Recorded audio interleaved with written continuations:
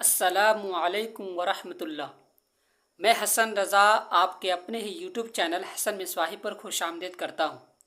आज हम लोग क्लास 12 का कहकशा दोम शुरू करने जा रहे हैं, जिसका पहला चैप्टर मिर्ज़ा फ़तुल्ला बेग और खाका नज़ीर अहमद की कहानी कुछ मेरी कुछ उनकी ज़ुबानी। पहले हम मिर्ज़ा फ़तुल्ला बेग के हालात ज़िंदगी के बारे में पढ़ेंगे, फिर उसके बाद उनका जो खाका है नज़ीर अहमद की कहानी कुछ मेरी कुछ उनकी ज़बानी को पूरे कहानी के तौर पर समझेंगे। तो चलिए शुरू करते हैं। मिर्ज़ा फ़तुल्ला बेग। मिर्ज़ा फ़तुल्ला बेग के जद्दे अमजद। जद्दे अमजद का मतलब होता है परदादा। ठीक, जद्दे अमजद का मतलब होता है परदादा। अगर कोई भी वर्ड का माना ना याद हो तो कॉपी कलम लेकर बैठे और लिख लीजिएगा। इससे ये फ़ायदा होगा कि आपको माना भी याद हो जाएगा। अगर एग्ज़ाम वगैरह में पूछ देगा कि जद्दे अमजद का मतलब क्या होता है तो वहाँ पर आपका काम आ जाएगा। मिर्ज़ा फ़तुल्ला बेग के जद्दे अमजद मिर्ज़ा अफ़ज़ल बेग। तो मिर्ज़ा फ़तुल्ला बेग के जद्दे अमजद का मतलब क्या हुआ? परदादा। तो मिर्ज़ा फ़तुल्ला बेग के जद्दे अमजद मिर्ज़ा अफ़ज़ल बेग। अब सवाल ये बनेगा कि मिर्ज़ा फ़तुल्ला बेग के जद्दे अमजद का नाम क्या है? तो मिर्ज़ा अफ़ज़ल बेग।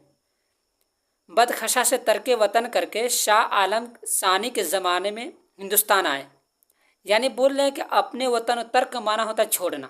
ठीक, तो अपने वतन को छोड़ करके शाह आलम सानी के ज़माने में हिंदुस्तान आए। अब सवाल ये बनेगा कि मिर्ज़ा फ़तुल्ला बेग के जद्दे अमजद अपना वतन छोड़ करके किसके ज़माने में हिंदुस्तान आए? तो किसके ज़माने में आए थे? शाह आलम सानी के ज़माने में। ये हो गया। और फ़ौज में मुलाजिम हुए, यानी जब वो हिंदुस्तान आए तो फ़ौज में यानी नौकरी करने लगे। फ़रहत के दादा यानी मिर्ज़ा फ़तुल्ला बेग के दादा मिर्ज़ा अब्दुल्ला बेग।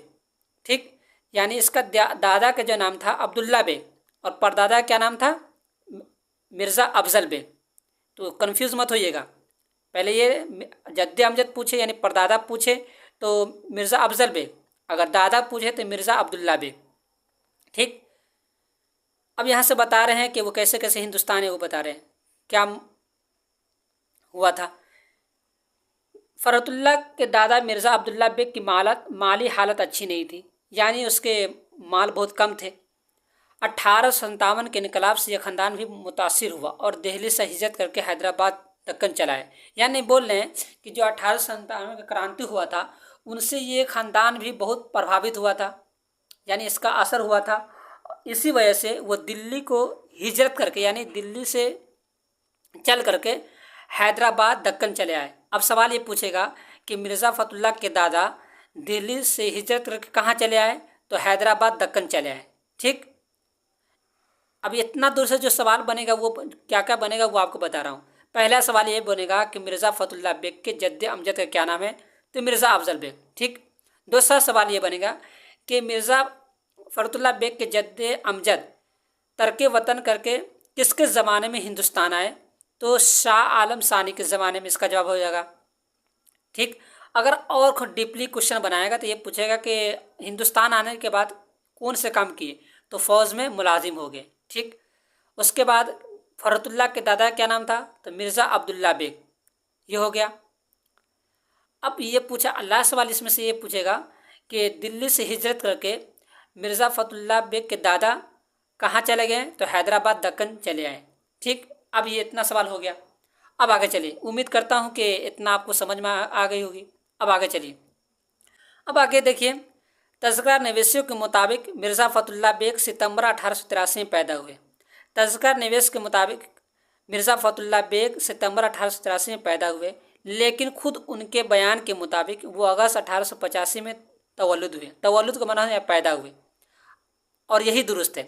मतलब यहाँ से लेकर यहाँ तक कहने का मतलब ये है कि तज़किरा नवीस यानी लेखक, यानी उस ज़माने में जो पत्रकार वगैरह थे तो उनके कहने के मुताबिक ये है कि मिर्ज़ा फ़तुल्ला बेग 1883 में पैदा हुए, लेकिन खुद यानी जो मिर्ज़ा फ़तुल्ला बेग है, ये मिर्ज़ा फ़तुल्ला बेग ये इनके मुताबिक खुद कब पैदा हुए? ये अगस्त 1885 में पैदा हुए।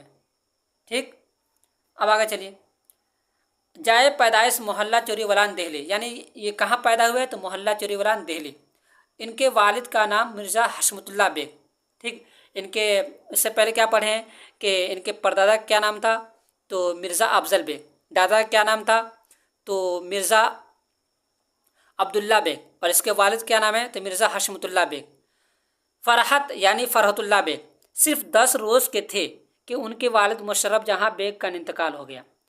यानी बोले रोज़ का माना होता दिन, यानी बोल यहाँ से ये कहना चाह रहे हैं कि जब मिर्ज़ा फ़तहुल्लाह बेग की 10 रोज़ के ही थे, यानी 10 दिन के ही थे कि इनकी वालदा यानी अम्मी का, जिसका नाम था मुशर्रफ जहाँ, वो इनका इंतकाल हो गया। इनकी ला वलद और बेवा फूफी हुस्न जहाँ बेगम ने उन्हें अपनी औलाद की तरफ पाला। अब यहाँ से ये कहना चाह रहे हैं कि जब इसके अम्मी का इंतकाल हो गया, यानी जब ये 10 रोज़ के 10 दिन के ही थे कि इनकी अम्मी का इंतकाल हो गया, अब छोटा सा बच्चा है तो उसके पालन पोषण की कोई था होनी चाहिए ना। तो इसकी ला वलद यानी इसकी एक फूफी थी जिसके पास कोई औलाद नहीं था, तो वही बोले ला वलद और बेवा फूफी हुस्न जहाँ बेगम ने अपनी औलाद की तरफ पाला। यानी इसके पास औलाद नहीं था, लेकिन मिर्ज़ा फ़तहुल्लाह बेग को इसके अम्मी के इंतकाल हो जाने के बाद इसको अपनी औलाद की तरफ पाला। हज़रत निज़ामुद्दीन औलिया की दरगाह की मस्जिद में एक बुज़ुर्ग सैयद वलीउल्लाह रहते थे, उन्होंने ही इनकी बिस्मिल्लाह कराई। मतलब यहाँ से ये कहना चाहते हैं कि हज़रत निज़ामुद्दीन औलिया के दरगाह के पास एक मस्जिद है, या तो दरगाह में जो मस्जिद है उस मस्जिद में एक बुज़ुर्ग जिसका नाम था सैयद वलीउल्लाह, उनके पास ही यानी इन्होंने ही मिर्ज़ा फ़तहुल्लाह बेग को क्या कराई थी, बिस्मिल्लाह। अब सवाल पूछेगा कि मिर्ज़ा फ़तहुल्लाह बेग को कि बिस्मिल्लाह किसने कराई, तो सैयद वलीउल्लाह कराए, सैयद वलीउल्लाह कराए। ठीक, मौलवी कमरुद्दीन से कलाम पाक पढ़ा। अब पूछेगा कि मौलवी कमरुद्दीन से कलाम पढ़ा, अब पूछेगा ये कि कलाम पाक किससे पढ़ा, तो मौलवी कमरुद्दीन से कलाम पाक पढ़ा। ठीक, अब आगे देखिए, गवर्नमेंट हाई स्कूल कश्मीरी दरवाज़ा दिल्ली से इंट्रांस पास किया। यानी इंट्रांस कहाँ से पास किया, तो गवर्नमेंट हाई स्कूल कश्मीरी दरवाज़ा से किया। 1901 में हिंदू कॉलेज में दाखिला लिया। अब देखिए यहाँ से सवाल बनते ही बनते हैं, इसलिए आपको ये नोट कर लीजिएगा। और ये जो मैंने निशान लगाया है ये सवाल पूछे गए, इसलिए मैं इस निशान लगा लिया। 1901 में हिंदू कॉलेज में दाखिला लिया, यहाँ से 1903 में इंटरमीडिएट की सनद हासिल की। यानी बोल रहे हैं कि 1901 में हिंदू कॉलेज में दाखिला लिया और यहीं से 1903 में इंटरमीडिएट की सनद हासिल की। पूछेगा कि मिर्ज़ा फ़तहुल्लाह बेग इंटरमीडिएट की सनद कहाँ से हासिल की या कब हासिल की, तो कब हासिल की, तो 1903 में की। कहाँ से हासिल की, तो हिंदू कॉलेज से की। ठीक, सेंट स्टीफेंस कॉलेज से बीए किया। अब पूछेगा कि बीए कहाँ से किया, तो सेंट स्टीफेंस कॉलेज से किया। और उन्होंने इसी कॉलेज में एमए में भी दाखिला लिया। यानी बोल रहे हैं कि इसी कॉलेज यानी सेंट स्टीफेंस कॉलेज से एमए में दाखिला लिया, लेकिन माशी हालत कमज़ोर होने के सबब तालीम मुकम्मल ना कर सके। मतलब ये कहना चाह रहे हैं कि इसके उतनी माली हालत अच्छी नहीं रही, इस वजह से वो पूरे तौर पर पढ़ाई नहीं कर पाए। अपनी तालीमी ज़िंदगी के दौरान खेलों से बहुत दिलचस्पी रही। यानी बोल रहे हैं यहाँ से कि जब ये पढ़ ही रहे थे उस टाइम बहुत सारे खेल की दिलचस्पी थी। जिस तरह हम लोग खेलते हैं लड़की को गोटी गोटी खेलने में, और जो डोरा लेकर जो उछल कूद करते हैं, यानी डोरा से पैर को लेकर के नीचे करते हैं फिर ऊपर करते हैं, वो सब खेल खेलती है। लूडो गोली खेलते हैं लड़के, मैच खेलते हैं, गुल्ली डंडा खेलते हैं। तो पढ़ने के दौरान ये सब क्या है, एक हर एक इंसान की कुछ न कुछ एक ख्वाहिश होती है, दिलचस्पी होती है खेल में। तो इसी तरह मिर्ज़ा फ़तहुल्लाह बेग को भी एक खेलों में दिलचस्पी थी। वो कौन कौन सा खेल था, क्रिकेट है, टेनिस है, बिलियर्ड है, चौरस, शतरंज वगैरह सभी खेल खेलते थे। ठीक, इतना हो गया। अब आगे चलिए, फ़रहतुल्लाह बेग तलाश मास के सिलसिले में हैदराबाद आए और वहाँ के इस स्कूल में अंग्रेज़ी के मौलवी बनाए गए। यानी बोल रहे हैं कि मिर्ज़ा फ़तहुल्लाह बेग तलाश मास के सिलसिले में, यानी अब छोड़े थे ना पढ़ाई यहाँ पर कि एमए में भी दाखिला लिया, लेकिन वो माशी हालत कमज़ोर होने के सब तालीम नहीं कर सके। अब तालीम नहीं कर सके तो किस वजह से, पैसा नहीं था। तो वही बोल रहे हैं पैसा तलाश मास यानी पैसा के लिए, तलाश यानी ज़िंदगी गुजारने के लिए, पैसा के लिए हैदराबाद आए और वहाँ के एक स्कूल में अंग्रेज़ी के मौलवी बनाए। मतलब कि वहाँ हैदराबाद में आए और वहाँ स्कूल में क्या है, अंग्रेज़ी के मौलवी बनाए गए। यही पूछा जाएगा कि हैदराबाद में मिर्ज़ा फ़तहुल्लाह बेग किस चीज़ के लिए मुअल्लिम बनाए गए तो अंग्रेजी के लिए।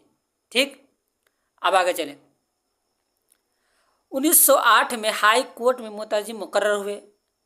1910 में जुडिशल इम्तिहान पास किया, यानी पूछेगा कि 1908 में हाई कोर्ट में मुतर्जिम मुकर्रर हुआ, 1910 में जुडिशल इम्तिहान पास किया और इस मैदान में मुख्तलिफ ओहदे पर तरक्की करते हुए 1939 में हाई कोर्ट के इंस्पेक्टर अफसर बने और 1942 में इसी ओहदे से सबकदोश हो गया। यानी बोल रहे हैं कि 1939 में हाई कोर्ट इंस्पेक्टर अफसर बने और अफसर बनने के बाद 1942 में क्या हुआ, इस ओहदे से सबकदोश यानी छोड़ भी दिए इसको। ठीक, रिटायर हो गए। मिर्ज़ा फतुल्ला बेग की शादी अगस्त 1908 में उनके चाचा साजिद बेग की लड़की नसीमा सुल्ताना से हुई। अब सवाल ये पूछेगा कि मिर्ज़ा फतुल्ला बेग की शादी कब हुई, तो अगस्त 1908 में हुई। किससे हुई, तो चाचा की बेटी से।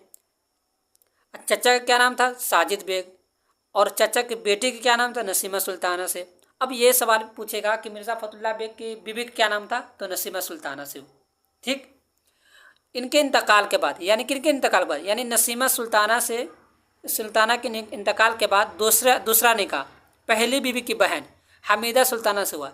यानी नसीमा सुल्ताना की एक बहन थी जिसका नाम था हमीदा सुल्तान, उसी से शादी कर लिया। यानी नसीमा सुल्ताना जब मर गई तो उसकी ही बहन से मिर्ज़ा फतुल्ला बेग ने शादी कर लिया, दूसरा निकाह। फतुल्ला बेग का इंतकाल 27 अप्रैल 1947 को बारज़ कल्ब हुआ, यानी दिल की बीमारी की वजह से हुआ और ठक्की जेल के करीब कब्रिस्तान सराय इलाही चमन में सुपुर्द खाक हुए। यानी जो उनका कब्र है कहाँ पर है, तो ठक्की जेल के करीब कब्रिस्तान है जिसका नाम है सराय इलाही चमन, और वहीं पर वो दफन हो गए। ठीक, अब आगे चलिए। मिर्ज़ा साहिब ने मज़ामिन लिखे, अदबियों के हालात कलम बंद किए, शायरी भी की, लेकिन उनकी शोहरत का असल दारोमदार के बेमिसाल खाकू के डॉक्टर नज़ीर अहमद कहानी कुछ मेरी कुछ उनकी ज़ुबानी पर मुनहसर है।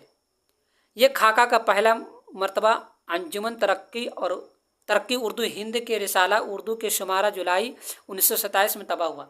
यानी बोल रहे हैं कि ये जो खाका जो छपी थी, कब छपी थी, तो जुलाई 1927 में छपी थी। ये खाका न सिर्फ उनका बल्कि उर्दू के बेहतरीन खाकों में एक है। दिल्ली का एक यादगार मुशारा फूल वालों की शेर भी उनकी यादगार तहरीर है। अब पूछेगा कि फूल वालों की शेर किसकी लिखी हुई है, तो मिर्ज़ा फतुल्ला बेग की। ठीक, इनके मज़ामिन फ़रहत के नाम से 7 जिल्दों पर तबाह है। अब पूछेगा कि मज़ामिन फ़रहत कितनी जिल्दों पर है, तो 7 जिल्दों पर। और उनके दीगर किताबें कौन कौन हैं, इंशा, दीवान यकीन, दीवान नज़ीर, मेरी दास्तान, मेरी शायरी अहम है। अब पूरे कहानी का निचोड़ समझाता हूँ मैं। अब ये कहेगा है सर के इतना हाईलाइट क्यों कर दिए, तो जो भी हाईलाइट मैं किया हूँ ना वो पूरे इम्पोर्टेंट है, इसलिए मैं हाईलाइट कर दिया हूँ। अब पूरे इस मिर्ज़ा फतुल्ला के बारे में जो इम्पोर्टेंट है वो सुन लें। पहला ये पूछेगा कि मिर्ज़ा फतुल्ला के परदादा क्या नाम है, तो मिर्ज़ा अब्दुल्ला बेग। ठीक, दूसरा पूछेगा कि मिर्ज़ा फतुल्ला बेग के दादा क्या नाम है, तो मिर्ज़ा अब्दुल्ला बेग। और पूछेगा कि मिर्ज़ा फतुल्ला बेग के अब्बू का क्या नाम है, तो हशमतुल्ला बेग। ठीक, मिर्ज़ा फतुल्ला बेग के अम्मी का क्या नाम है, तो मुशर्रफ जहाँ बेगम। और कितने रोज़ के थे कि इनके अम्मी का इंतकाल हो गया, तो ये 10 रोज़ के थे तभी इनका अम्मी का इंतकाल हो गया। उसके बाद ये है कि इसकी परवरिश किसने की, तो इसकी फूफी थी जिसका नाम था हुस्न जहाँ बेगम, उसने इसकी परवरिश की। ठीक, अब उसको पूछेगा कि इसके बिस्मिल्लाह किसने कराई, तो सैयद वलीउल्लाह कराई। और कलाम पाक किसने पढ़ाया, तो मौलवी कमरुद्दीन ने। इसी तरह और आगे हैं इसी तरह और आगे तक के पूरे तक हैं। जो इसमें मेन बातें थी मैंने आपको बता दिया है। चलिए आज तक के वीडियो यहीं पर रखते हैं। अगर कुछ पूछना होगा तो पूछ लीजिएगा। हाँ, और अगर सवाल जवाब आपसे बन रहा है तो ठीक है, मैं आपको ये बताऊंगा कि आप खुद इसका सवाल बनाएं तो आपको खुद फ़ायदा होगा। अगर नहीं बन पा रहा है तो मैं बताइएगा, मैं ये जो है मैं लिखा हूँ कॉपी में आपको भेज दूंगा अगर ज़रूरत आपको हो तब। ठीक है, जैसे कि तज़किरा निवेशक के मुताबिक मिर्ज़ा फतुल्ला बेग कब पैदा हुए, तो ये जो डॉट डॉट है, तज़किरा नवीसी के मुताबिक कि मिर्ज़ा फ़थुल्लाह की पैदाइश कब हुई? सितंबर 1883 में। और मिर्ज़ा फ़थुल्लाह बेग के मुताबिक खुद उनकी पैदाइश कब हुई? तो खुद उनकी पैदाइश कब हुई? अगस्त 1885 में। इस एतबार से बहुत सारे क्वेश्चन हैं, आप देख लेंगे। जैसे कि कम से कम कितना है, 30-35 क्वेश्चन है मिर्ज़ा फ़थुल्लाह बेग से, ठीक है। और जो इसका कहानी बन गया है, नज़ीर अहमद कहानी कुछ मेरी उनकी ज़बानी, तो अगले वीडियो में इंशाल्लाह मिलेंगे। अगर ये वीडियो अच्छी लगी हो तो सब्सक्राइब करें और लाइक करना ना भूलें। अगर कोई पूछना हो तो आप बेझिझक पूछ सकते हैं।